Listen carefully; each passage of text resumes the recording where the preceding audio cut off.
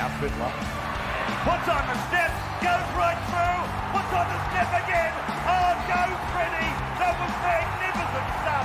Well, they shall not believe them. Marshall skips away, Marshall's still going. Mullins opens up again. Oh, look at him go. He beats O'Davis on the outside. Hello and welcome to another exciting episode of The Voluntary Tackle, the only NRL podcast prepared to squirrel grip PVL to make him stop creating any more ridiculous rules.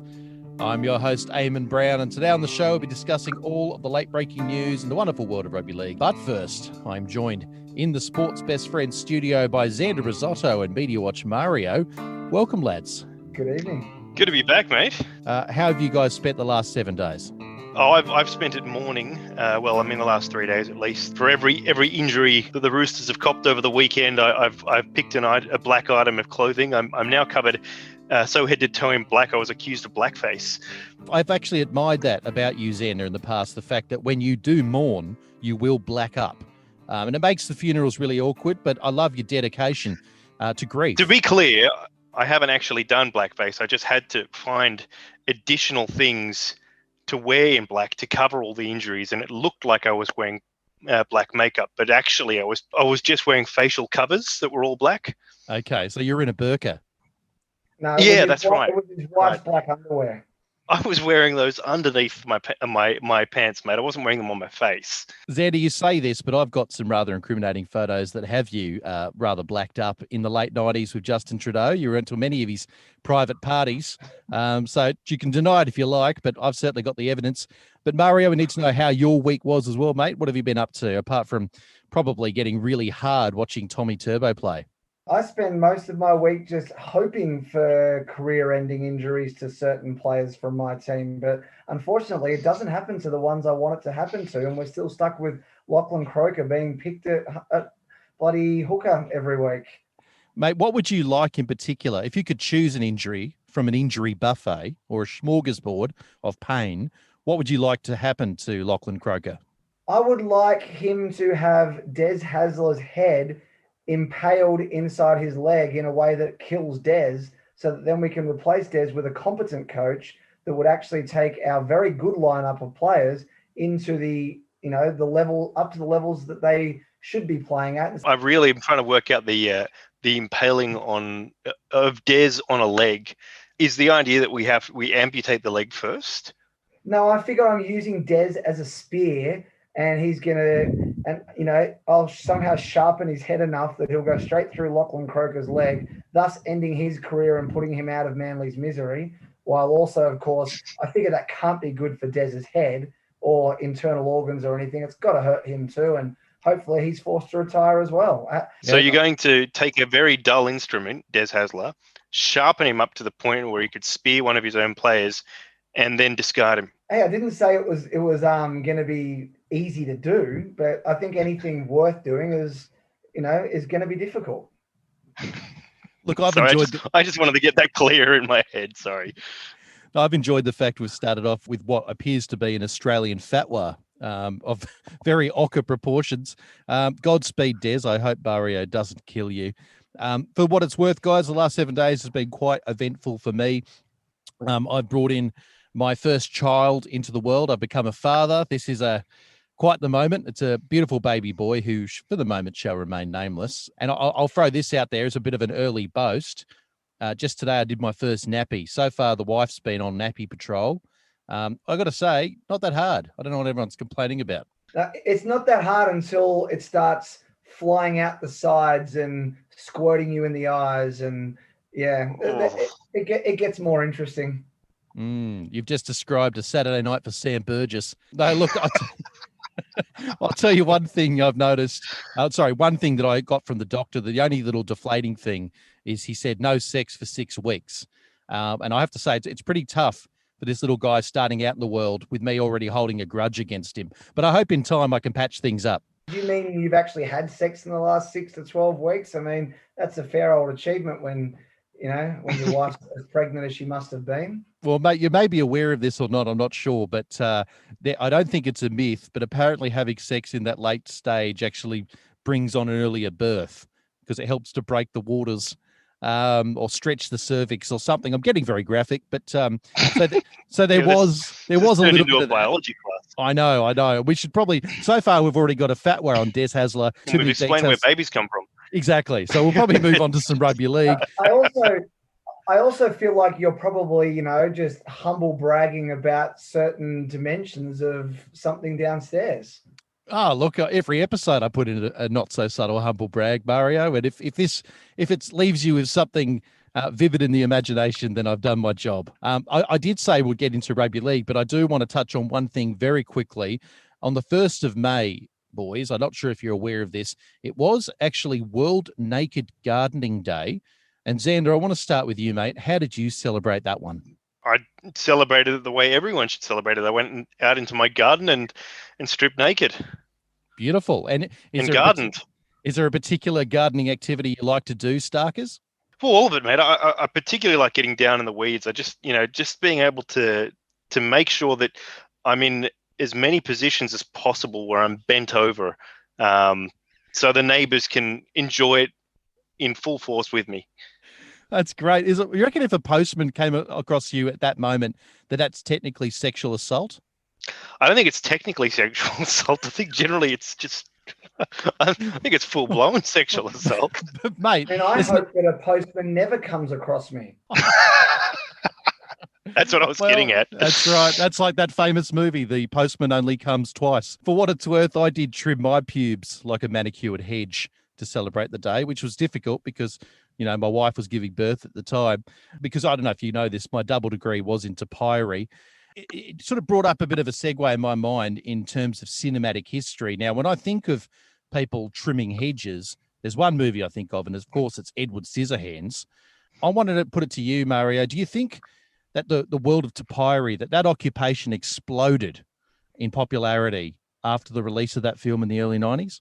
Oh, I think it's absolutely inevitable. And then I assume that when X-Men followed, not that many years later, that, people just saw Wolverine and instantly thought, wow, I'd better get out and do some gardening. And so it had a resurgence. My only real gripe with that movie is the fact that they never really addressed how hard it would be to take a shit if you were Edward Scissorhands. I mean, it would be, how do you wipe, Xander? What do you do there?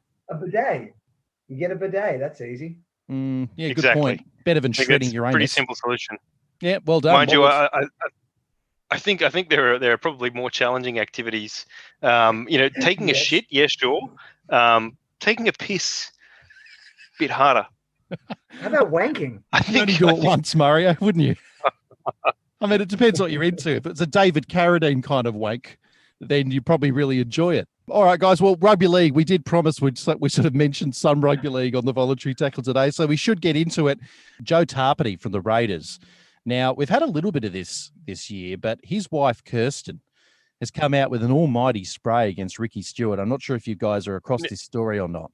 But look, it has become a little bit more rife, obviously, in the digital age, and players' spouses and mums on social media sort of mouthing off about their relatives' team or coach or the way that they're being treated. And I want to pick your brains on this. So Joe Tappanay's wife, this is what she said on Instagram. You have an international player warming your bench for 50 minutes. Your interchange, Ricky, is killing us. Ref's call counts means jack when coaching decisions are rubbish. So she's really giving it there to Ricky Stewart.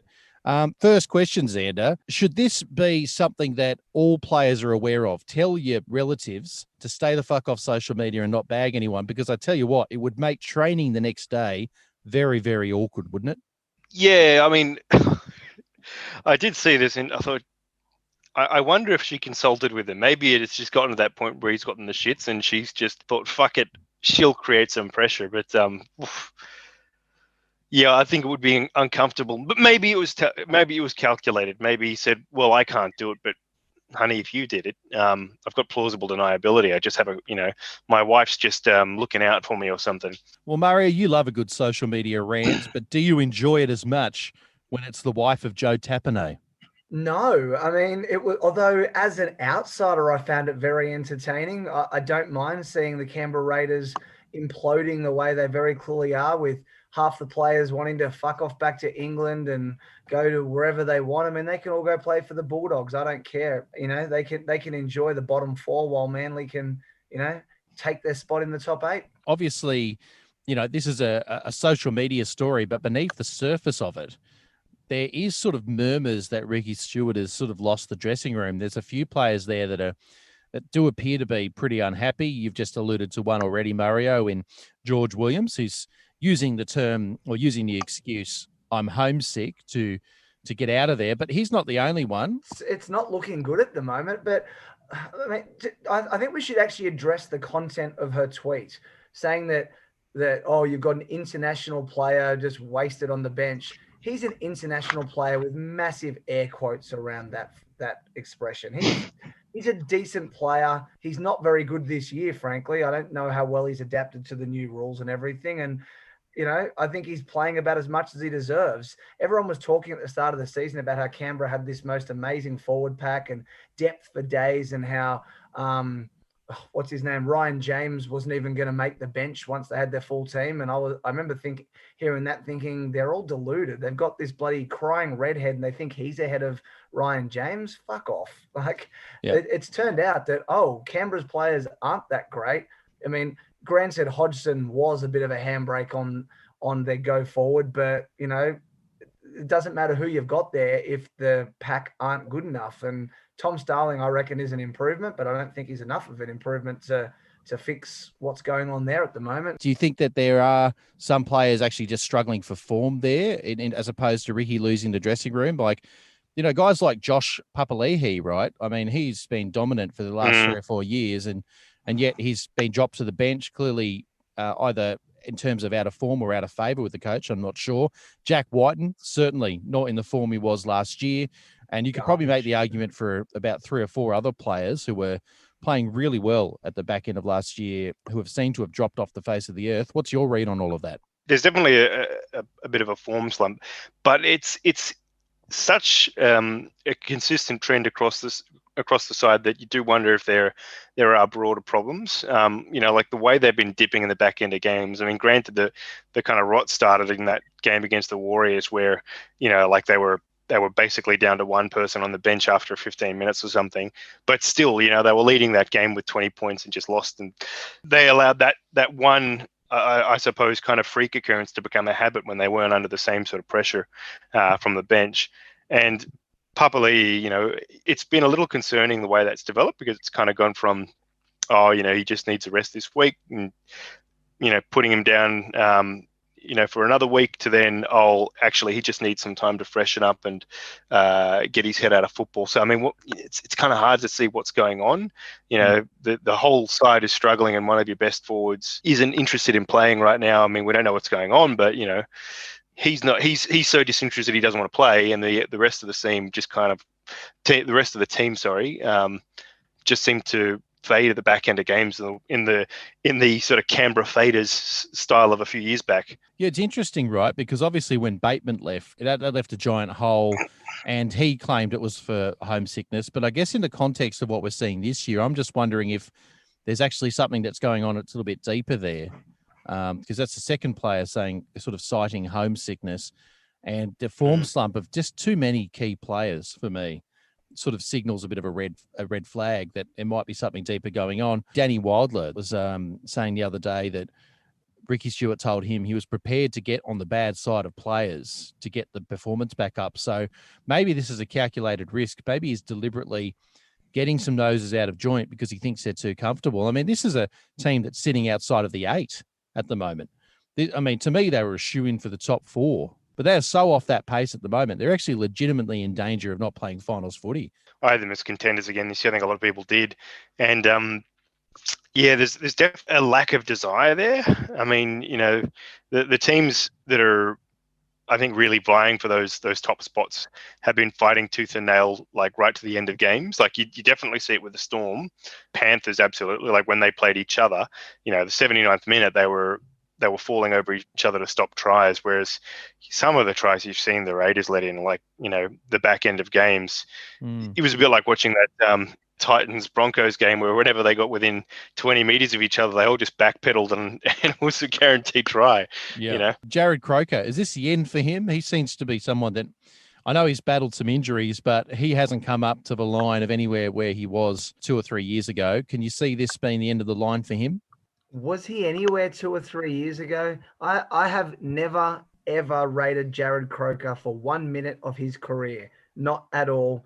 To me, he's just a little bit worse than he's always been. He's a nothing player. He's always been a nothing player who's offered nothing. And if his career's over, well, I feel sad for him. He seems like a nice bloke, but, I'm only sad as a fan of not the Canberra Raiders that I don't get to come up against, my players don't get to come up against him anymore.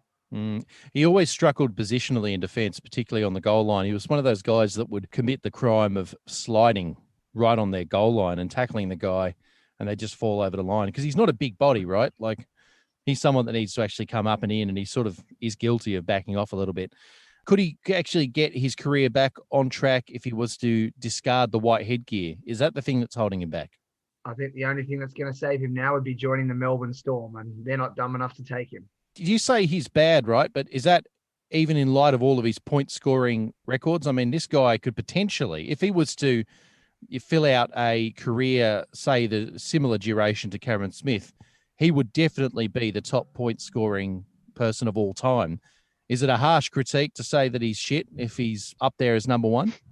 John Morris has played over 300 games. Numbers lie. That's just stat padding at its worst. Anyone, he may be the best goal kicker of all time. That's up there for debate. And he's certainly a very good one. And playing out in the centers like he has, he's been able to score plenty of tries in a team that's been at least decent most of his career. So, he's gotten a lot of points, and, good luck to him. And those are things he can be proud of, but it doesn't make him a particularly good player.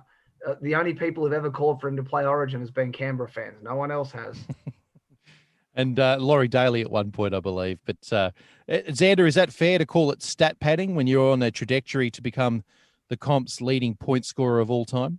Yeah, I think Mario has a point that numbers can lie, but I think when you're on the verge of becoming the leading point scorer of all time, it does indicate that you're probably all right. I mean, it's not an easy competition to get those sorts of records in, and when you look at the other people on those lists, they're not slouches. So no, I think he's just in a downward slump at the moment. But I think Croker has been very good at times, right? Obviously for a very long period, he was just an incredible player. So no, I think it's just symptomatic of the broader slump in the Raiders as a whole.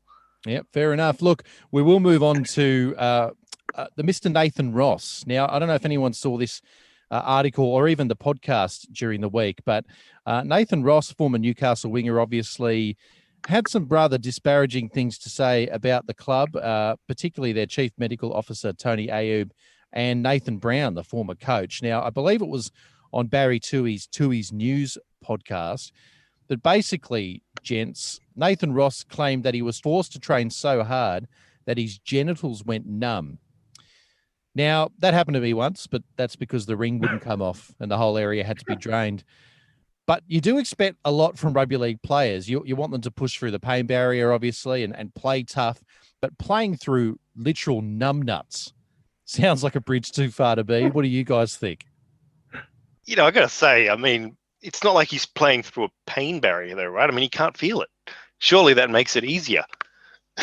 Just, Wait a second. Wait, let's drill down into that, Xander. I'm going to drill down into your claim that running is easier if your genitals are numb. Could you please discuss that a little bit more for me? Well, yeah. I mean, these are blokes with big thighs. Occasionally, there's going to be a little bit of friction there where you might catch a nut and probably hurt like hell, I imagine. I don't have thighs that big, or nuts that big, frankly. Wouldn't it be easier if they were numb and, you couldn't feel it? Surely he'd be running smooth. So in your book, Xander, you're probably assuming that guys like Usain Bolt had a local anesthetic in their penis before running the 100. No, not in the penis, mate. In the testicles. Okay. Surely multiples. Do the whole area. Put a full block in there. No. Well, yeah, maybe do that. Probably get some strapping as well. Hold it all to the stomach. At one point in the podcast, Nathan Ross actually said that it felt like his stomach was falling through his anus because he was told by Nathan Brown and the chief medical officer, and you'd be aware of this, Mario, that he was just being a weak so-and-so and that he just needed to, quote, end quote, run it off. Now, as I said before, rugby league, it's a tough man's game, Mario, but do you think Nathan Ross has a point here? If this is indeed true, and I actually believe him, what do you think that actually says about the world of rugby league? Do you think that means that we're too gladiatorial, that we expect too much from the players? Oh, look, I don't think we should cast all of rugby league with the same brush. I think there's certainly a culture of, oh yeah, toughen up, princess, blah, blah, blah. Like that's a thing that people say. And I'm sure it does go on at the clubs to some degree, but I think the degree that he described, that just sounds rather excessive. And I don't imagine there's too many coaches. You look at someone like, let's say Des Hasler, that, I have various opinions on, but that guy goes into bat for his players. I don't really imagine him saying, don't worry about your testicles dangling between your toenails, just toughen the fuck up and run over it, you pussy. Whereas Nathan Brown, for example, is the type of coach who out on field will slap one of his players rather hard and, humiliate them and potentially causing physical pain. So I think there's just different types of coaches, and Nathan Brown is certainly that, more like maybe you'd say the Tommy Radonicus style, the 1970s, you've got to be tough. There's no such thing as pain, just man up sort of garbage. It'd be weird, isn't it? Because Nathan Ross has quite the retort there, doesn't he? Because he could say, I'd love to, Brownie, but I've just stripped my pubis muscle straight off my pelvis, which is apparently what happened to him. He had multiple hernias.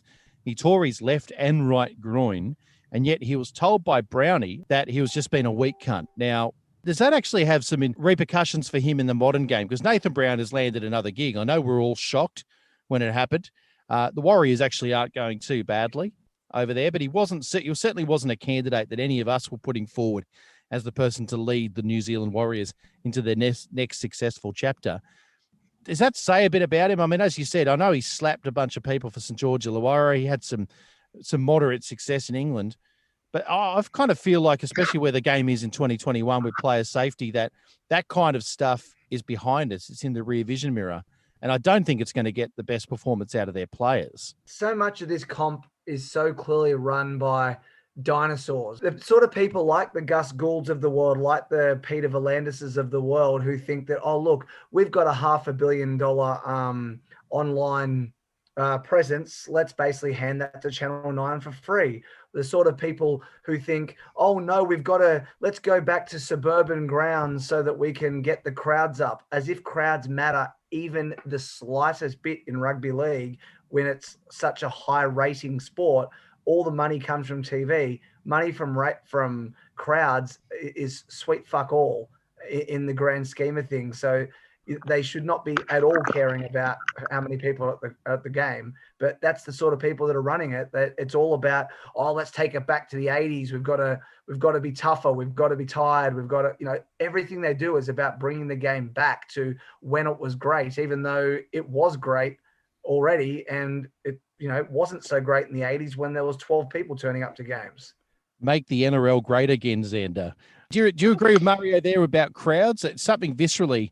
Now, I know, I understand that commercially most of the dollars come from broadcast. That much is clear. But I would have thought in terms of, making people love the game, that turning out to physically watch them from time to time is actually an important factor, isn't it? Mario's right insofar as the money does come from TV ratings, but having a compelling game day experience is part of the product as a whole, and it does generate hype.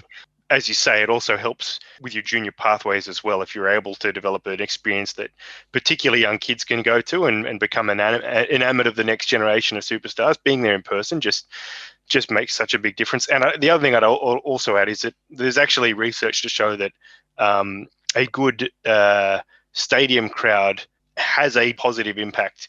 Weirdly, you would think it would be the other way on TV ratings, because it makes the game look more important Yeah. if there is more people there, and people flicking past, they reckon, are more likely to stay watching because it looks like a big deal if it's a full stadium. Whereas if there are 12 people, it feels like you're watching a reserve grade game, and people are more likely to tune out. Now, Zack Ceni made his debut for the Wests Tigers on the weekend, guys. He's already become a cult hero for the Tigers because he scored in his debut game. But I think the real reason was because of his distinctive hair. Because for me, he played well, solidly. He brought a big fan base with him. A whole section of the crowd was going apeshit when he scored. But as I said, the real buzz seems to be around his hair. A sort of a urine-soaked looking mullet is probably the best way of describing it. Now, my first question here to the potty is it fair that a player gets so much attention because of his hair? It almost feels like hair racism. Well, as someone whose hair is certainly not on the top of my head where it belongs, I say it's very unfair. We should basically kick him out of the competition right now. As someone, as you said, who's a bit follically challenged, Mario, are you telling me that you get a bit irate when it comes to people with extravagant hairstyles? Lol. Not actually. I don't give the slightest shit about his hairstyle. I don't care about Gutho's hairstyle. I care about them. If they seem like a dickhead, then I'll call them a dickhead. If they seem like a decent fella, then I'll call them a decent fella. So nah, he actually doesn't bother me. So I'm going to hold you to this. Are you saying that there is no hairstyle that can aggravate you? I really didn't like the whole Jack DeBellin, the whole urban samurai sort of thing happening where they take the man bun and make it even worse. But at the same time, I still don't actually care. I hate Jack DeBellin for being what the jury is currently deciding whether or not he is at the moment, but I don't actually care about the other stuff, whatever. Okay, I'll put it to you. This is a mythical hairstyle. It may not even exist, but it could. I don't know. But what if someone created sort of cornrows, but in a swastika, in a sort of ode to white supremacy? Would you hate the hairstyle then? Well, then it wouldn't be more about the hairstyle. It would be about the message that, the message in that hairstyle. That's a little different. If it, if it was a cornrows that somehow spelled out the Bangles, I'd say, well, they had one or two good hits, but I'm not particularly impressed by them as a band overall. I don't know if I'd want my hair to read them. Wow, what a reference. What an obscure reference. I hope it exists, mate, for what it's worth. Xander, in this case then, in terms of the messaging of a hairstyle that Mario is sort of claiming, what is the hairstyle of Angus Crichton saying to the world? That he wants to rape and pillage the new world. Yeah, there's a little bit of that kind of marauding Mongolian about it, isn't it? Do you think that's what he's going for? No, I see. I always thought it was more Spanish conquistador, basically annihilating the Aztec cultures. But yeah, there's definitely a touch of that. That was immediately the image that came to my mind. It just looked very Imperial Spain to me. I love it. And Mario, out of interest, did you coin that term urban samurai? Because I want to use it if it's not copyrighted. It's not copyrighted, but no, I definitely didn't coin it. I mean, the first time I heard it was from This Week in League. Someone else may have coined it first. I don't recall now. Well, congratulations to whoever it was, because that certainly aptly describes what it was. Now we're going to push on, though. Sam Walker, guys, he impresses again. I think in the first couple of weeks, there was plenty of people saying, well played. He's had a few good games. There's a bit of flukiness to it. But I think, Xander, there's enough games under the belt at this stage to suggest that Sam Walker is indeed a long-term prospect for the Roosters, isn't he? I mean, he's playing with some kind of crazy level of confidence for a kid that's come into a system filled with quite a few superstars, and yet he's prepared to go out there, call the shots as an 18-year-old. He's got the body of a prepubescent boy, and yet he's playing bloody good football, isn't he? Oh, he's been amazing. Some of the stuff he's been doing, the tries he was setting up. He had 5 try assists against the Knights, scored one himself, right? It was just incredible what he's been able to do in the first 5 weeks as a whole. But what's been, I think most enjoyable about the whole thing is he's just the antithesis to a programmed game plan half. Yeah. You know what I mean? Like that try that he set up for Morris, where he made the break and almost got to the line and then pulled out of the tackle and then kicked past across field in that position with that context of the game. That is, that Like that is playing what's in front of you, like to a T. That was the best thing he did all game, in my opinion. That one move, more than anything else he did in the game, showed that he could indeed have what it takes to be something special. Just the ability, as you said, to just play what's in front of him and to see that where I think there's just not enough players. I think Cam Munster is the most obvious current player that I would say plays that way, where he sees things quicker than other players. And Sam Walker did show that in that one play. He's got to do it more often, but that did impress me. Look, He's doing it very often though. Like, I mean, you know, the cutout passes that he's putting on, like his kicking game, you know, there's a few like clever little banana kicks he put in as well. Like, you know, he is playing very instinctive and just has the ball in a string. I think you guys have both touched on something that I want to talk about, and I think you're both right. This idea of playing what's in front of him and the natural game. And Xander, you mentioned him being the antithesis of the structured halfback. I couldn't agree more. And I think that actually says more about the Roosters club and some clubs that play too structured than it does about Sam Walker. Because I don't know if you guys caught his post-match interview. No, I did take note of that. That was very telling. Yeah, where he basically said, look, the only reason that I feel confident enough to play what's in front of me is because, you know, the club has sort of agreed that instead of him adapting to their structures and around this club of superstars, they're actually backing him and saying, we actually think you've got great instincts and we're going to try to meld around you. Now, that's something that's fairly uncommon, I believe. I don't think there actually are too many clubs that think that way. I do think people like Wayne Bennett, for all the shit that we give him, I think he thinks that way. And I think that's a reason he's so successful, is because he understands the individual strengths of his roster and he actually builds battle plans around that. And then, of course, you know, I berate him every week, but he is the typical prototype example, Madge Maguire, who has a template in his head and wants his team to play to that template. And I think a guy like Luke Brooks, he's the ultimate victim of a Madge Maguire structure. I know that he's had a few tenures, but at the moment, he just looks like a halfback who doesn't understand the plan that's been given to him and is forgotten how to play the way he wants to play. Because I don't know if you remember, you know, the debut game for Luke Brooks and even his first year, his first game was fantastic because he was playing a little bit of a Sam Walker-esque type game. He was, you know, there were chips over the top, something that he doesn't do at all anymore. And I do wonder if this Sam Walker phenomenon, Mario, has more to do with the club mentality than it does individual talent. I don't know what your take on that is. From everything I've heard, I think it was the start of last year when I was talking to Chris Walker about Sam. He was talking to a large group of people, and then I had the opportunity to chat to him briefly one-on-one, and he was just talking about Sam, and he was saying that, yeah, look, I'm extremely biased, and, you know, you'd have to, but everyone I've spoken to has said, wow, this kid's special. He plays a style that there's just not enough of in rugby league, and he just owns the game, any game he's in. Now, granted, in younger levels, that's pretty easy to do, but I heard similar things from various people that weren't related to him as well, who were all saying the similar sort of things about him. And he just has walked into the comp and just immediately done that.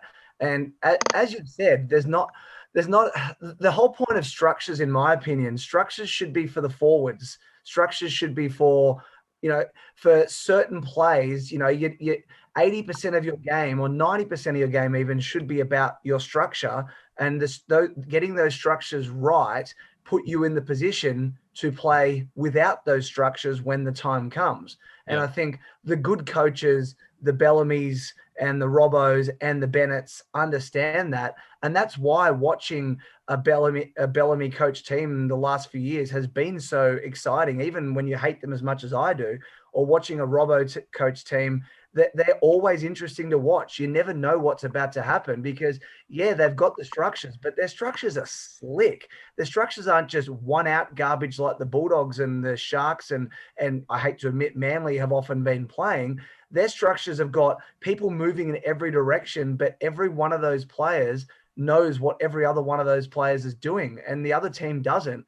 And that allows their they're players like your Luke Kearys and like your Cody Walkers and like your Cameron Munsters to do that sort of thing that just looks so good. And, you know, you've got to have all the right players in place. You guys have just lost Verrills again, which is an absolute bastard of a thing. So that's going to make it harder for you when you look at the Storm. We've got Harry Grant and Cam Munster who both have that sort of ability. Look, I agree. I think that structures are there as a base, in my opinion. They're there as, you know, if it was like a pizza base, you know, you need the base for it to have a pizza. So you create that. There's something you can work on. You get your hardworking players in particular, as you said, mainly your forwards, to understand scenario A, B, and C. You know, this is where I need you to be, and these are the kind of players we run. But there has to be latitude for the genuine playmakers to have a feel for the game and actually play what's in front of them. That's why they're special players, because they've got the ability to read what's happening in defense. You know, from a broader perspective, it's just great for rugby league and great for the NRL, isn't it, to have new breath in it from the likes of Sam Walker, who are actually playing a more entertaining style. I think it's just better to watch. Yeah, no, I think it is. And I mean, for all the shit we're giving Volandis about the new rules, I mean, the speeding up of the game does open it up a little bit more to guys who do weigh 40 kilos like Sam Walker to be able to you know, play that sort of instinctive style. And just on the point about structure, I remember hearing Robinson talk about this a while ago, but he talked about the difference between structure and principles, and he was, you know, felt that having a principles based approach to play was, you know, in a certain sense the more important thing. So, you know, you have a series of guiding, you know, I suppose, goals that you set for your players, and you don't over-engineer it. You give them core tasks to focus on, but you give them freedom within that. So it's not so much about, you know, trying to lay down rigid lanes that they always have to follow. It's about letting them know where the goal is and giving them the freedom to get there. Yeah, I love that. And as he said, he often sums it up by saying, play the Roosters way, which is clearly a summary of all what you've just said. It's this combining of that principle aspect. Mario, just a quick question to finish up on Sam Walker. Do you think he will even be better when his balls drop?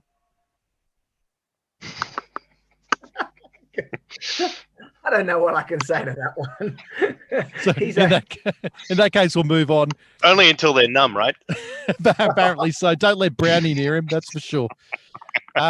Brett, we have to touch on it. Brett Morris, a pretty horrific injury that could be the end of his career. Look, we won't linger on it, Mario. But look, from a Roosters fan, and I don't know if you can agree with these, Xander, but you know, that was particularly tragic because it just felt as though this man who has had such a great career was ready to finish off in style. He was playing almost career best form. Yeah, mate, it hurt watching it, like, on so many levels, and like I was in such a state of denial for so long. I'm still in denial about it. Like, I'm still hoping that somehow we can make a miraculous discovery. I'm basically Homer in that scene in The Simpsons where the pig's flying through the air and he's going, you know, it's just a little muddy, it's still good. Like, it's I just keep hoping against hope. Well, listeners wouldn't know this, but Xander and I were texting back and forth during that moment, and you know, it is at a time where Brett Morris is on the ground writhing in agony. He's gone for the green whistle, and Xander's confidently telling me by text, look, it might not be that bad. He could be back. And I remember thinking, that is the kind of denial that I just love in a Roosters fan. Just a pig-headed ignorance to look facts in the face. I love you for it, Xander. I just couldn't. I mean, like, to be fair, I didn't have the sound on at the time, so I couldn't actually hear. And I was just like, I was just hoping against hope that it, you know, because as you say, he's just been absolutely exhilarating to watch for pretty well the entire time he's been at the Roosters, right? I mean, you know, he joined us in squad, I think. Yeah, I mean, his entire career, but he as you said, he's been in career best form since joining us. Like, I mean, he's brought so much to the team, and yeah, just it was visceral. I think the response is probably a fair way to put it. Mario, this is an interesting one. Obviously, he never played for the Maroon and White, but you know, most of the rugby league community just seems to be one of these players. The Morris twins do that.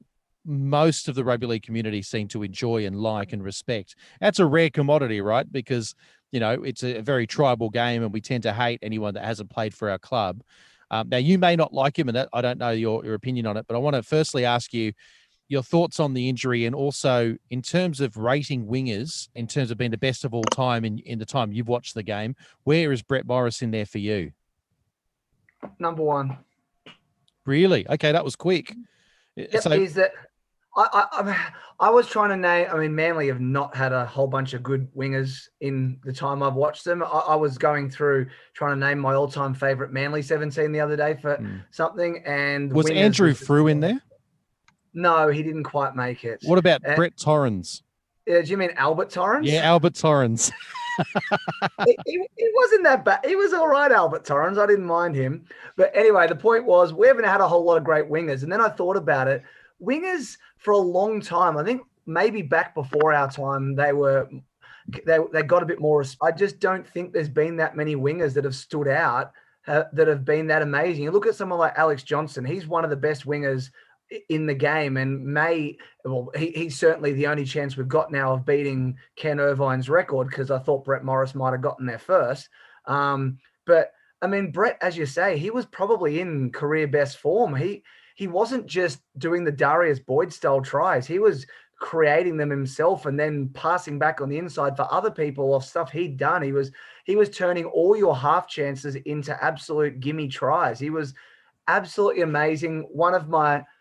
Certainly my favorite winger that I've ever watched, like the one that I always cheered for every game he played, except against us. That was about the only time I ever wasn't cheering for him. I just always liked him as a person, always liked everything he offered on the field. And the moment that injury happened the other day, I'm pretty sure I was actually crying a little bit, because my instant thought was his career's over. This is fucking bullshit. Why does Dylan Walker get to play again this year? Well, it's funny you say that, mate, and I'm not too proud to admit this, but I did get a bit emotional actually watching it. I don't know if it's all the hormones around having a child for the first time. I feel like I'm having synthy hormones with my wife, but I watched that and I just thought, like, almost a Greek tragedy in terms of this person coming to the end of a great career and having it taken away from him. And to your point about, I think he's the best winger you've ever seen.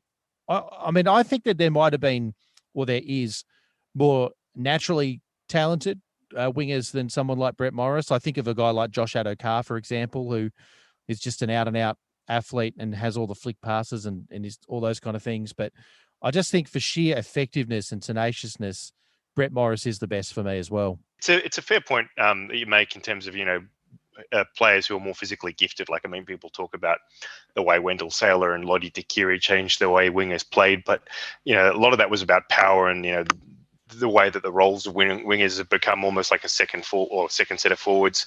But what stands out most about, both of the Morris brothers, but B-Moz in particular, is just the way he's able to find the line, when he has no right to.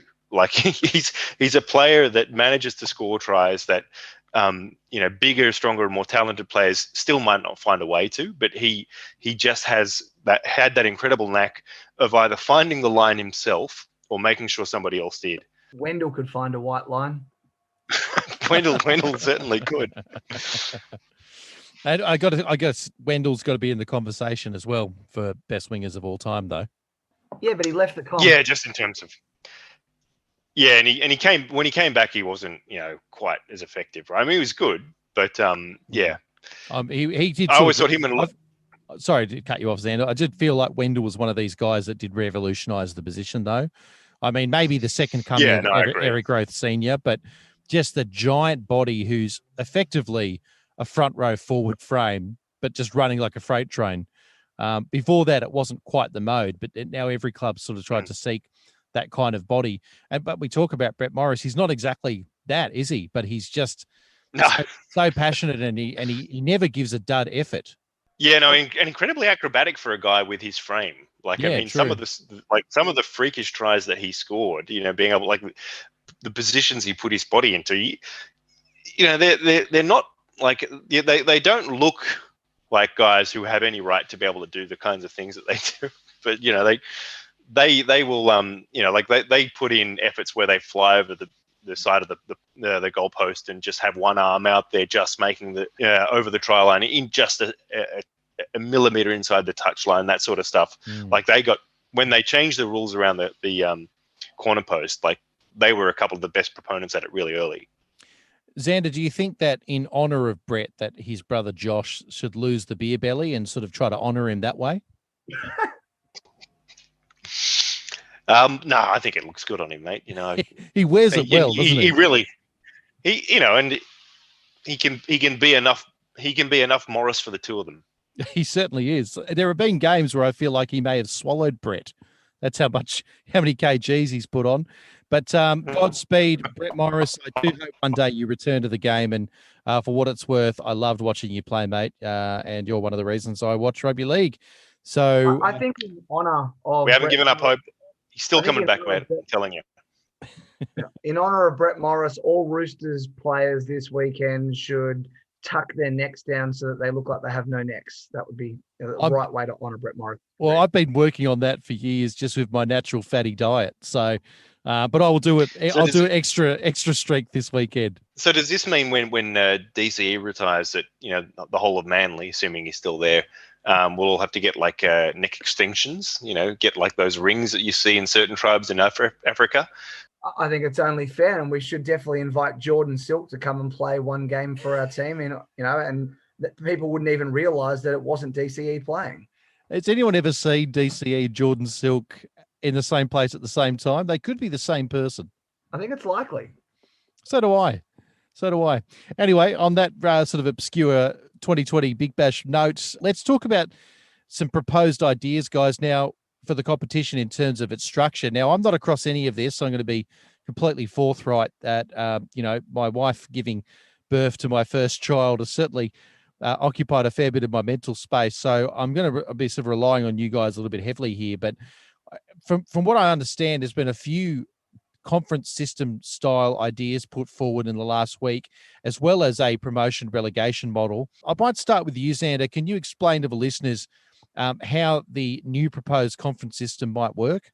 Well, it's pretty straightforward, basically. I mean, we've discussed this before, but not this particular model. But they want to group all the Sydney clubs into one conference, and then take everyone outside of Sydney, which would include Canberra and Newcastle, and put them in an outside of Sydney conference, and then make it effectively an 8v8 split, where you get the two additional sides by adding Brisbane 2 and then either New Zealand or Perth to be the outside of Sydney conference. So it would mean that they would have separate final systems, and the way that they've kind of sold it is that, well, you have a self-contained conference finals series that will give you a conference champion in the same way that the NFL works. So you'd have a Sydney Conference champion, which would effectively have its own grand final, and then you would have an out of Sydney Conference championship, which then they would play effectively like a Super Bowl style game against each other, whilst they're selling it as sort of like an AFC type, v NFC type thing like they have with the NFL in the US. It's not, it's not that. I mean, we effectively have a version of this already where most of the teams with good rivalries play each other twice anyway, and this is what this conference system is effectively designed to do, is that you play everyone in your conference home and away, and then you play the teams outside of the conference just once throughout the year. Now, correct me if I'm wrong, but is this essentially a framework that is designed to lay the foundations for future expansion? I mean, is that the primary motivation here, apart from, say, as you said, having local rivalries and the interest? No way. Okay, so what is the motivation? It's more than just that. It's more than just that. The other thing. Give me the primary motivation then. Why do this? What is the number one reason we should move to a conference system over and above what we have at the moment? I can tell you. Well, yeah, I mean, I'll let you jump in, but it's the idea is creating more products for the game to sell. So you have two conference grand finals there. You can pitch them as bigger TV events, and then if you have a Super Bowl sort of style grand final, you can make that a traveling event that you can allow cities to bid for, and the idea is you'll get more local rivalries and a quasi 3 instead of 1 grand finals is the argument. But of course, everyone will know that those grand finals, quote unquote, for the conferences, really just prelim finals. What it really is, the actual intent is just to make all Sydney teams survive again, and for it to become more Sydney-centric in the eyes of the Sydney-based media. That's why they're making up this utter garbage. And who the fuck wants the idea of the two best teams may well be Souths and the Roosters? And oh, bad luck. You guys can never actually meet in a real grand final again. Manly can never play Parramatta in a real grand final. The Storm can't play Brisbane in a real grand final, even if they might happen to be the two best teams. It is ridiculous. The whole thing is ridiculous. We've talked about it before. If you must have conferences, split Sydney down the middle or something like that, so that at least it's fair. The idea that I saw someone did the calculations on travel, and was it the Warriors and the Raiders and people like that would have to do some insane amount of kilometers compared to Sydney teams in a year. Who would have to do sweet fuck all and mostly having effectively home games if they're all just playing in Sydney. It's not. But Mario, wouldn't they all be in the same boat though? That second conference, I'm assuming that they'd all be traveling a fair amount of kilometers. If they'd all be facing the same hurdle, wouldn't they? Yeah, but so it's unfair to that division the entire season. The whole season they're going to be more tired, more disadvantaged. Come the end of the year, how much you've traveled. If you've traveled 3 or 4 times as much as anyone else, that surely can take a toll on your players and therefore put them at a disadvantage, thus giving an advantage to the Sydney-based team. There is an argument that this is already happening, because that's kind of part of the knock on the conference idea, is that we've got effectively a version of this where the way we schedule the competition anyway, it just isn't called a conference system, and there isn't this whole setup of like separated out final series, like the Warriors and during normal times, and the Cowboys will have to by necessity just travel a crap ton more than any Sydney team, because by the way that the competition is designed, the Sydney teams will play each other twice, generally speaking, anyway, and there's no local side for a Cowboys or a Warriors or a Melbourne to really play with any great regularity. That means that they don't have to travel. So the travel issue, there's a fair argument that it's not as big a deal. But the question is, are they really just dressing up what's already there? And as you say, eliminating the chance to have what would be an incredibly tribal local grand final. So I think if you were to do conferences, I think you almost need to make the conferences open to change every year. Like, you come up with a criteria of how you're going to split the conferences based on performance or ladder position or something, I don't know. But you make it so that it's not just fixed on geographic location, that it's some other criteria, and then maybe it makes a bit more sense. Well, Xander, this is my pragmatic... Sorry, go for it, Mario. They like the whole promotion relegation idea that they keep talking about. So why not adapt it slightly? So I think I said to you guys in a group chat, what if it was the conference was the top 8 and the other conference was the bottom 8 from the year before, and then you've got to try and work your way out of that bottom 8, so that say the top 5 of those 8 go through, and the top 3 wait a second, something. That's not a conference. That's promotion relegation. Like, as if you made that a conference system, then you'd have two. No, but I'm not saying it's promotion relegation, because you still play those teams in the throughout the year. So it's not the same as a promotion relegation, but it does. It means. Geez, that Super Bowl would be a fucking blowout, though, wouldn't it? Like, I mean, you have the best of the bottom 8 in the Super Bowl playing. Yeah. But why? Because the fact is, right now, that a team that finished in the bottom 8 last year could just as easily be very, very good this year. And so if they're the best of the bottom 8, they could be just as good as the team that's the best of the top 8 from last year, because, Canberra Raiders made a prelim last year. Let's be real. They're not looking like making anything this year. So they would be one of those teams from the top 8 of last year to miss out. And one of the teams from the bottom might be someone like Manly or someone like the Titans, if they come good as well. They could be one of the ones that are threatening the top. But Murray, you'd have to concede that there isn't a great deal of churn in terms of who the dominant clubs have been over the last 5 years. There are obviously outliers in all of these equations, but by and large, the dominant clubs have remained the dominant clubs in the last 5 years, haven't they? So look, that would be problematic to have a. I'm not saying I actually like this idea. I'm just trying, since they're so desperate to have a conference system. You're just proposing it. Yeah, I'm just throwing up something that might be less shit than their options. So that's great. The only thing I like about the conference system is that we cut the season from 25 games down to 22, because you play your own conference 14 times total and the other conference 8 times, which gives us an extra 3 weeks to throw in, a proper origin period with some, tests and stuff, and have a proper representative period, or maybe 2 representative periods in there, have 2 3-week breaks, something along those lines. That's about the only positive of a conference system, in my opinion, really. The rest, otherwise, just it's okay how it is. I like that it's completely open and that any result is possible. Xander, Mario mentioned before that, this is a bit of a Sydney media beat up, and it's all about, trying to further the agendas of Sydney-based teams. But it seems as though this has definitely been discussed at the top echelons of the NRL. This is not just Buzz Rothfield paper talk, although he's put forward his own quasi-weird ideas himself. It looks as though this is actually something that is legitimately being discussed and might come in the future.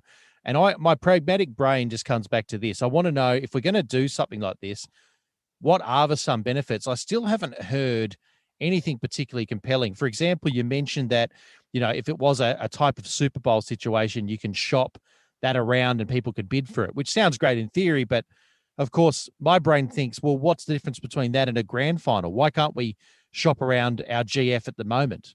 Like, what are we getting above and beyond what we've got at the moment? We're already looking at, we're on an expansion footing. That looks as though it's going to happen. Why move to a conference system? It doesn't seem to be a necessary ingredient to expand the competition for mine. I don't think it's a Sydney media beat up, as Mario put it, but I think it's all a little bit an exercise in dressing up, as you say, products we already have and trying to give them, there's a touch of Blurnsball about it, right? Like, and I hate to keep going to these Simpsons of Futurama references, but there's a sense of, just renaming things and making them look a little bit fancier. And, the conference finals are going to be prelim finals. No one's going to be fooled that they're not. It's just that, you're closing one part of the competition off from the other and making them decide, like fixing effectively the pathway to the grand final in a certain sense. The Sydney media aspect of this isn't the conference competition, though. I mean, I think that is genuinely an attempt to try and create more financial products for the game to sell to broadcasters and make it a little bit easier to expand with new teams, give them an excuse effectively to bring in Brisbane too, and then also maybe Perth or New Zealand. Mind you, I think they can still do that anyway, to your point. But the Sydney media piece that you're referring to really is more what Buzz Rothfield proposed, and that is a promotion relegation system where he's proposed a 14-team Sydney competition and a 10-team championship relegation league that would include, things like your new sides out of, say, Wellington and Perth, plus the Central Coast Bears, and he wants to bring back the Jets and I don't know, the Dirty Reds or something. That is the one that wants to bring back the romance of the old Sydney competition. It's a promotion relegation system. Let's interrogate Buzz's relegation system in a moment. I'm still stuck on the virtues of a conference system, because I think that's actually been discussed. I think Buzz Rothfield's article is just something he made up on the day that he thought was a good idea. I don't think that's going to happen. But the virtues I don't think it is either. I mean, for example, and I'm only theorizing this, is part of this conference system about making sure that, we give a better chance of having, a team outside of Sydney in the GF. That has to happen by definition under the model that's been proposed. But that would actually tie into wanting to broaden the base of rugby league, wouldn't it? Like, having those teams outside of Sydney automatically get into the big dance. Yeah, no, I think that's right. Like, I mean, I don't think that they view it as a negative in the NRL to not have an all Sydney grand final, because when broadcasters get an all Sydney grand final, whilst it's great for Olympic Park because they're going to get just a heaving atmosphere, it's not great for the TV ratings, right?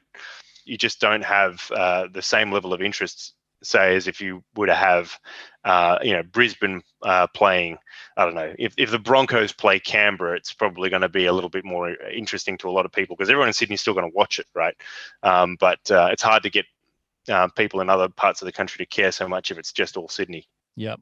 So that's the conference system. But of course, as we've mentioned before, Buzz Rothfield himself has put forward some rather interesting ideas. And Mario, I know you're not necessarily a giant fan of it. Can you give me your thoughts on what he's proposed? The big thing that jumped out to me, I didn't mind necessarily his proposal, the promotion relegation. I don't think it's ever going to work in Australia. I think give up on it. But in theory, well, it had its merits. I definitely enjoyed seeing him put the Tigers and the Bulldogs, just automatically relegating them. That did tickle my funny bone a little bit.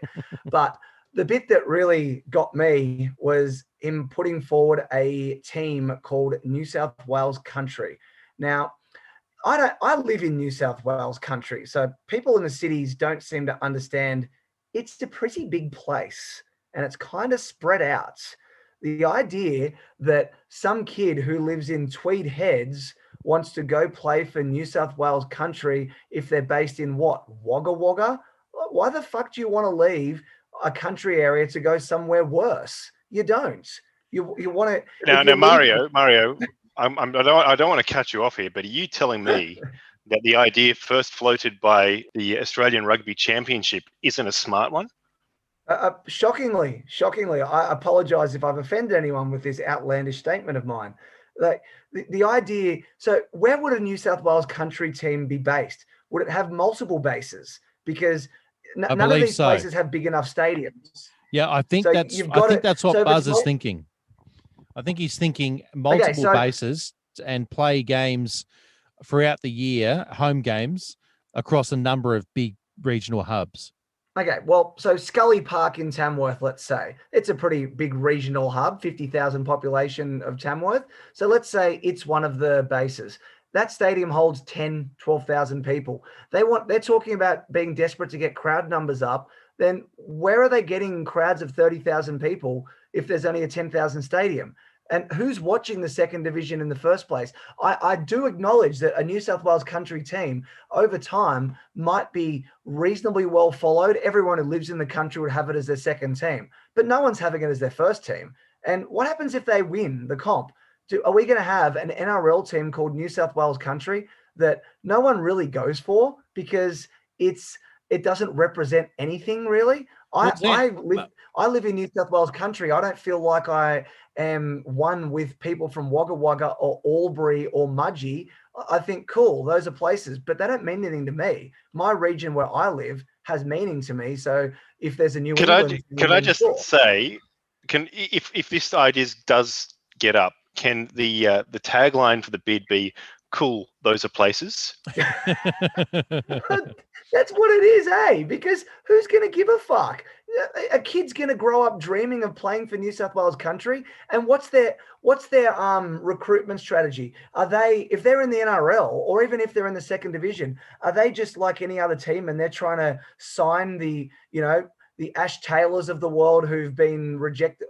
Are they trying to sign Aiden Caesar? Are they trying to sign Josh Morris in 2 years' time when he still wants to play, or Benji Marshall? Or are they exclusively trying to take people from New South Wales Country areas? Because then that might make some sense because it's bringing up the country and helping the bush footy and all that sort of stuff, which is obviously what he was talking about it doing. But does it actually help them? And God help us if they ever made the top grade, then the NRL would just be going, oh, fuck, what do we do now? Mario, are you somewhat underselling the camaraderie you think that exists within country and regional areas and being that sort of counterweight to city and urban Australia? Because, my experience of the country, obviously I've married a country girl. I love going to towns and exploring different places in Australia. And the attitude I always get is, we're not particularly fond of city people. So I try not to pretend I am one because I am a city slicker from way back. I do wonder if we are underselling that kind of, I guess, that group monolith camaraderie that it does exist with country Australia, this sort of bit of this us and them mentality. Maybe there is something there to be tapped into. I mean, I take your point about where you're situated in New South Wales being vastly different. to Bathurst or, Scone or something else. But I think there is still a trope in Australia of, going bush. It's not going to a particular area. To go bush is to get out of the city or to go country. Maybe there is something in that. I'm not sure. Now, let me tell you, people where I live, if there's one thing we hate more than city folks or Queenslanders or those bloody Mexicans that build the wall already, it's people from Gyra. And they're one of our closest neighbours, and we hate them. And we hate people from Glen Innes too. It's your Shelbyville. Basically, they're our near neighbours, and we hate them. So why the hell are we going to, what camaraderie are we going to have in New South Wales country? We're going to hate half the people there. I'd rather bloody support the Titans. But would you not come together, Mario, if it meant, in a war against city folk? You had to come together. It's called city country, mate. It's called city country. We have it. Well, maybe we would, but then we'd go just bash each other after the game, because that's just how it is. I wanted to just point out a bit of a flaw. Like you said, Eamon, that your wife is a country girl. She supports the fucking Melbourne Storm, mate. I mean, like if there's an anti-city slickers issue here, then there are certain things that aren't computing for me. We're really peeking behind the curtain in this episode, aren't we? I'm just saying, like there is no wankier city in Australia than Melbourne. Facts. He's speechless. We've broken him. I think we've broken Aimon. Either that or he's text down. I don't know. Yeah, we need a new host so that we just continue on without him. So, listeners, it's been another wonderful episode of Voluntary Tackle. I'm just wondering, are you guys fucking with me, or can you not hear me? No, we couldn't hear you. Oh wow! I thought you were just fucking with me. We can now. I've been talking the whole time. We couldn't hear you. All right, sorry about that. No, well, let me just restate what I just said. Yes, Xander, you're right. There is certainly a major flaw with my wife that I've been working on over the last several years. And I don't like the fact she's a Melbourne Storm fan, and it particularly more so now that we have a child, because, there has been murmurs around the house that she is looking to convert him to be a Storm fan. Now, I've already bought him the Roosters onesie, which I think is a good first step in trying to convert him to the Tricolours cult. But yeah, I think Mario's point, just getting back to the issue at hand, is he's 100% right. Is this idea of we'll just have a team for the country. They're all the same, aren't they? There's almost a city slicker arrogance in that assumption. And I think, I know you guys hate me bringing it up, but, this is a mistake that rugby union have made and is on the record, because they created the New South Wales Country Eagles in their National Rugby Championship, which has been so successful that you don't even know what I'm talking about. I mean, you've referenced Super Rugby before. To be fair, the moment you bring up rugby, I tune out anyway. Yeah, I know, but at least, even Mario knew what the Super Rugby final was before. I mean, I guarantee you, we didn't even know that this team existed. You're right. I did not know. So it's a flawed idea. We'll put it that Xander, way. let me throw some precedents back at you though, right? Because there have been some successful teams put forward over the years that would probably consolidate. North Havenbrook. Well, let's take the West Indies cricket team for example. Well, that brings together a collection of Caribbean. Different concept. No, different. I mean, different concept. Is it though? Yeah, it is. Like how? It is. It's in. Well, I mean, because I think the country and the city are different from an entire region next to a major power, for example. I mean, it's a little bit like having a Pacific Islanders team. Like the West Indies. Is defined by its proximity to major powers, effectively, right? Like, I mean, they've been able to come together almost as a kind of act of rebellion. Whereas I don't think, they don't hate each other in the same way that, as Mario rightly points out, a lot of the regions hate each other. But you know what? Borderland, there is an incredible amount of politics that exists within the West Indies to make sure there is representation from all these islands. So I don't think it's as harmonious as you state. No, it's not. It's not harmonious, but there's something about physical borderlands that makes for bad neighbours. And when you're islands, like you're going to have conflicts, but it's a little bit less. You're not in each other's faces quite as much. We'll put it that way. Big Taiwan says hi. Yeah, again, very different. Very, very different. No worries, mate. Just trying to roll you. That is more like, Taiwan is more like the West Indies in the United States. Sorry, Mario, go for it. West Indies harmonious at all. West Indies have been a basket case for a lot of years in cricket now, mostly because of the fact that there's so much politics between the team. Chris Gale was their best player, and he wasn't even selected for a while there simply because, I might be mixing my regions up, simply because he was from Jamaica and not from Trinidad and Tobago. If I've mixed that up, a listener will correct me, I'm sure. I think you're right. Something along those lines. Yeah. Yeah, no, and you're entirely right. And it's been a selection headache for a long time because it hasn't exactly been a meritocracy, which I guess is pointing to a flaw in amalgamating. Where's the centralization? Who makes the final decision? And Mario's right. Like, I mean, yeah, they haven't been the world power that they were in the 70s. And it is hard when you don't have a headquarters or a hub or somewhere that is able to dish out that central authority. Okay, to throw a more localized example, do you think the idea of a country team is more analogous to the Indigenous All-Stars, for example, where obviously you've got great players from across a selection of Indigenous tribes that come together in one team and seem to play under one banner really harmoniously? Could it not work in the same way that works? Yeah, I mean, if you want to decimate the country and leave it so they're so sparsely populated and disaggregated that they have no individual identities left and therefore have to group together because they've effectively been wiped out by an invading force, I think it might work. I see. Well, that's certainly a heavy critique. Just saying. Like, I mean, again, not the same. An unfair one. Let's go to the relegation system now that's also been put forward. Frankly, I don't think that this system works for rugby league, but there is a little bit of a groundswell of support for this in the last couple of weeks that I've noticed. There's a number of media personalities that, surprisingly, because I think it's a terrible idea, that have actually said it has some merit, but I thought it was worthy of discussion on the show as well. Let's play the hand of hypotheticals here. If this indeed came in 2022, what would that world look like in promotion relegation? Is there a way that model could actually successfully work in the NRL? Well, I mean, the problems with this are myriad, and I don't know if anyone watched NRL 360, but they were spelled out in great detail by Paul Kent into Buzz Rothfield's face. And the key one amongst them is if you were to take the competition as it stands now, where or last year, where the bottom four teams are Broncos, Titans, and Cowboys, then and New Zealand potentially, like you end up with basically all of your key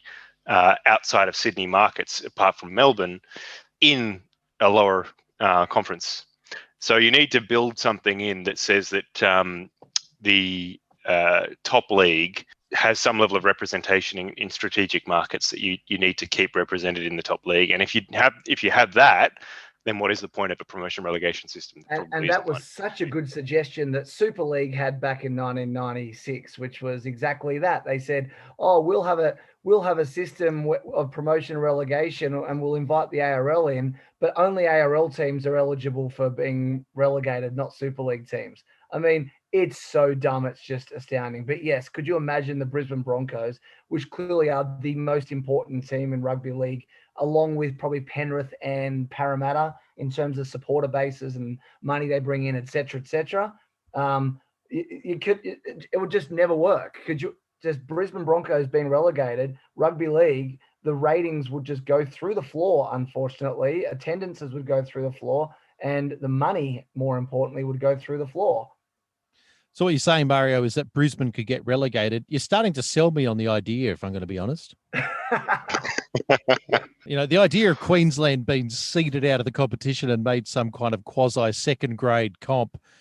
Geez, I think it should get a little bit of more momentum. I think it probably, there's a bit more merit than people give credit for.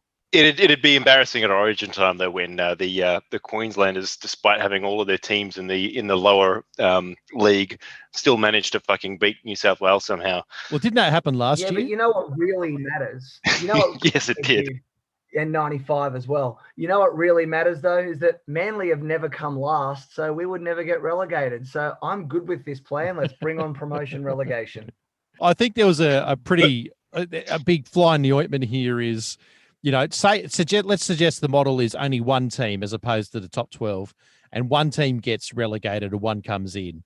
Say it's the West Tigers, and you've got all these players signed up to some pretty big money. You've got some big sponsors on board.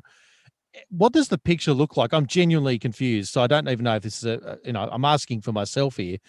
How does that work if someone gets relegated and all of those players, top grade players, are contracted to them? Can they just fuck off and join another team? Is that how it would work?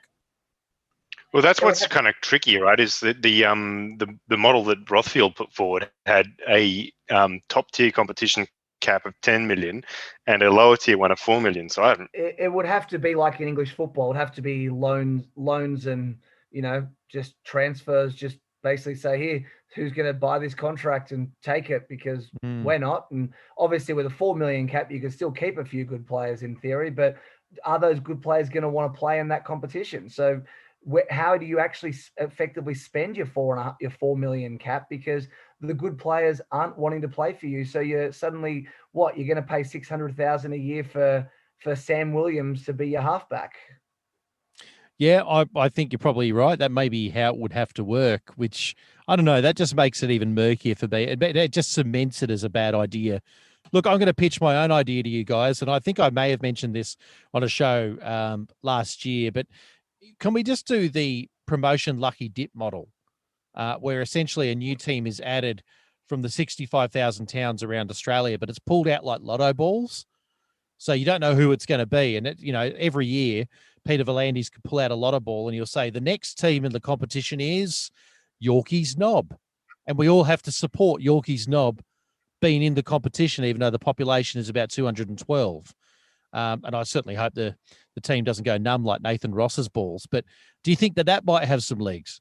How about we just get shit towns of Australia to whichever town wins that year, they get promoted. So it's always going to be Port Pirie or Logan every year. Xander, if you could promote one team at one town into the NRL first grade competition purely for the purposes of comedy, which town would you put in, mate?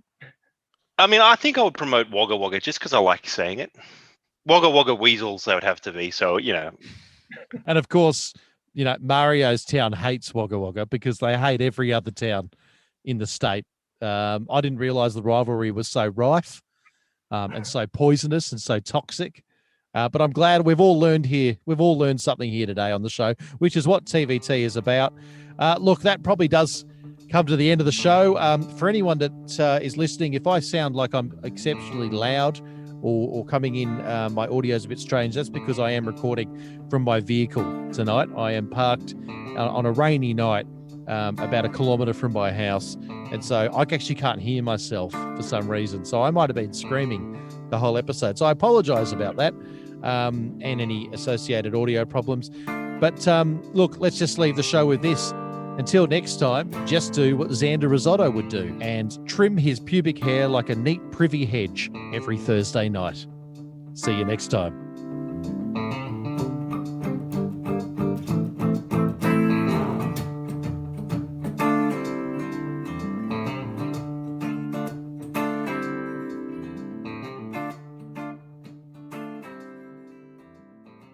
Xander, do you know what I found really ironic about your gardening story there is as sexually perverse as it sounded, it's still got nothing on Don Burke.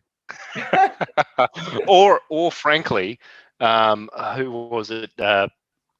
Who was the fishing bloke? Rex Hunt.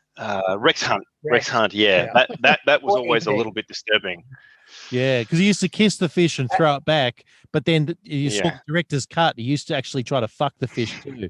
Anywhere near Rex's Hunt Fisher's boat is just 4 or 5 really well-rogered fish floating lifeless on the surface. Hey, boss, I thought you said Rex Hunt was dead. No, I said he sleeps with the fishes.